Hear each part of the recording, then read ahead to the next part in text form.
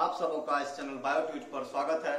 आज के इस वीडियो में हम लोग जालम के दूसरे कंपोनेंट वेसल्स और जालम फाइबर, जालम कनकामा को देखेंगे कि क्या होता है। पिछले वीडियो में हम लोगों ने जालम ट्रैकिड्स को देखा था कि क्या होता है और कितने तरह के होते हैं, उसका क्या काम होता है, इस चीज को हम लोगों ने देख लिया है। तो आज हम लोग जालम वेसल्स को देखेंगे, तो वीडियो को पूरा देखें, चैनल को सब्सक्राइब करें। तो जालम के जो अदर कंपोनेंट है जालम ट्रैकिड्स के अलावा, वो जालम वेसल्स है। जालम वेसल्स और जालम ट्रैकिड्स में सबसे बेसिक डिफरेंस जो है वो ये है कि जालम वेसल्स रॉड लाइक स्ट्रक्चर होता है, जबकि ट्रैकिड्स जो है इलोंगेटेड विथ टैपरिंग इन वाला होता था। तो जालम वेसल्स रॉड लाइक स्ट्रक्चर होता है जो एक दूसरे पर रहता है, इस तरह से एक पर दूसरा, दूसरे पर तीसरा, तीसरे पर चौथा, इस तरह से अरेंज रहता है। और ये शॉर्ट साइज होता है, यानी कि छोटा होता है लेकिन बड़ा दिखता है। But appears long. लॉन्ग दिखने का कारण क्या हो गया कि एक सेल पर दूसरा सेल रहता है रॉड लाइक, इसलिए वो लंबा दिखता है। और हर एक सेल आपस में परफोरेशन के द्वारा जुटे होते हैं, उनका जो एंड पॉइंट होता है वो डिसॉल्व होता है।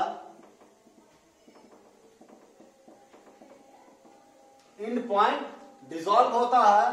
तो इस तरह से जालम वेसल्स में ये होता है। और जालम वेसल्स जो है ये भी ट्रैकिड्स की तरह डेड होता है, या ट्रैकिड्स की तरह डेड होता है। प्रोटोप्लास्ट एब्सेंट होता है, प्रोटोप्लास्ट एब्सेंट होता है। और इसमें भी लिग्निन का डिपोजिशन पाया जाता है। लिग्निन का डिपोजिशन होता है, जिसके कारण कई तरह से लिग्निन का डिपोजिशन होता है। तो इसको भी ट्रैकिड्स के तरह ही कई भागों में बांटा जाता है, जैसे एनुलर, स्पाइनल, रेटिकुलेट, स्केलिफॉर्म और पिचेट। तो जालम वेसल्स को भी ट्रैकिड्स की तरह बांटा जाता है। तो ये वेसल्स है, और वेसल्स जो है जालम वेसल्स मेनली एंजियोस्पर्म में पाया जाता है। मेनली एंजियोस्पर्म में पाया जाता है। और वेसल्स के प्रेजेंस के आधार पर वुड को दो भागों में बांटते हैं। एक सॉफ्ट वुड होता है, सॉफ्ट वुड, और दूसरा हार्ड वुड होता है, जिसको हम लोग नॉन पोरस वुड और पोरस वुड भी कहते हैं। तो किसको कहते हैं? तो सॉफ्ट वुड वो हो गया जिसमें वेसल्स नहीं होता है, वेसल्स अब्सेंट, और जिसमें वेसल्स पाया जाता है उसको हम लोग हार्ड वुड कहते हैं। तो जो वेसल्स होते हैं इसके एंड पॉइंट डिसॉल्व होता है। तो मेन कंडक्टिव टिश्यू जो है एंजियोस्पर्म में वो वेसल्स होता है, तो उसके द्वारा पानी मेनली जाता है। तो ये वेसल्स का स्ट्रक्चर होता है।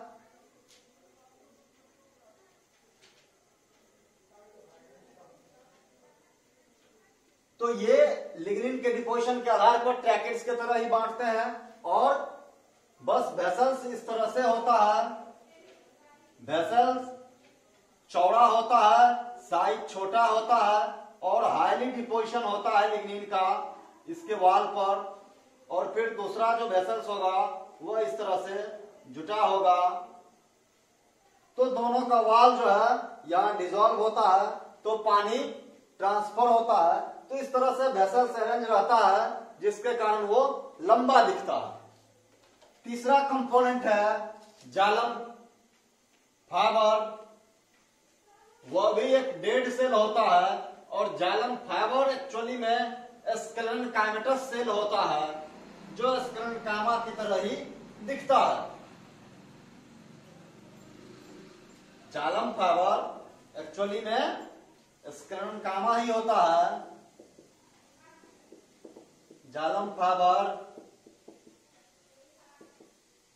स्क्लेरेनकामा होता है, स्क्लेरेनकामेटस सेल होता है, तो यह भी डेड होता है। Highly deposition of lignin. और जो कैरेक्टर है स्क्लेरेनकामेटस टिश्यू का वही होता है, ल्यूमेन नैरो होता है। सेल इलोंगेटेड होता है विथ टेपरिंग एंड। तो ये सारे स्ट्रक्चर जालम फाइबर के होते हैं। और जो जालम इस तरह का ही सेल होता है, इस तरह से। तो और जो जालम पेरेन्कामा है, ये ओनली कंपोनेंट है जो लिविंग होता है। जो लिविंग कंपोनेंट है, तो लिविंग कंपोनेंट है तो इसमें प्रोटोप्लाज्म होगा, इसमें प्रोटोप्लाज्म होगा। उसके बाद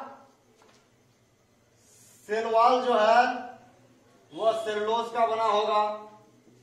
तो चूंकि सेल लिविंग होता है इसीलिए इसमें फूड स्टोरेज भी होता है, फूड स्टोरेज होता है।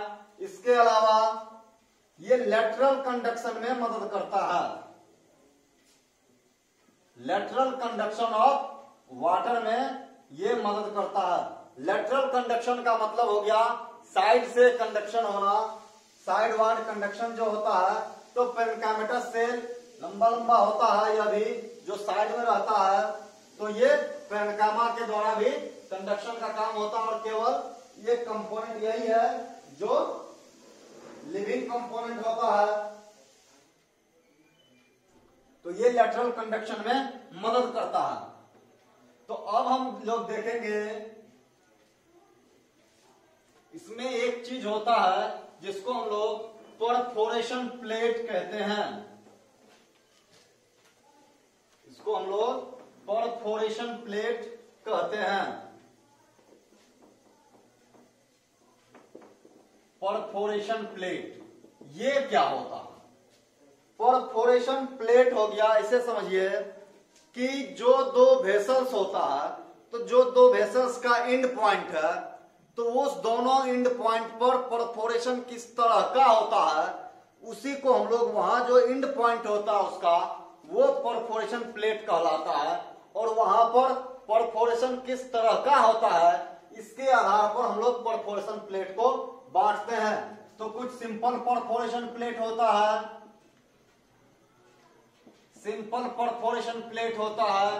तो कुछ कंपाउंड होता है, कंपाउंड परफोरेशन प्लेट होता है। तो सिंपल परफोरेशन प्लेट का मतलब हो गया कि जो वाल है वह पूरी तरह से डिसॉल्व है। जो परफोरेशन वाल है दो वेसल्स के बीच का वो पूरी तरह से डिसॉल्व होगा, तो वो सिंपल परफोरेशन प्लेट होता है। जबकि कंपाउंड परफोरेशन प्लेट कई तरह के हो सकते हैं। स्कैलिफॉर्म परफोरेशन प्लेट होता है, रेटिकुलेट परफोरेशन प्लेट होता है। यानी कि परफोरेशन प्लेट पर जो स्ट्रक्चर होता है परफोरेशन का वो किस तरह से होता है उसके आधार पर हम लोग परफोरेशन प्लेट को बांटते हैं।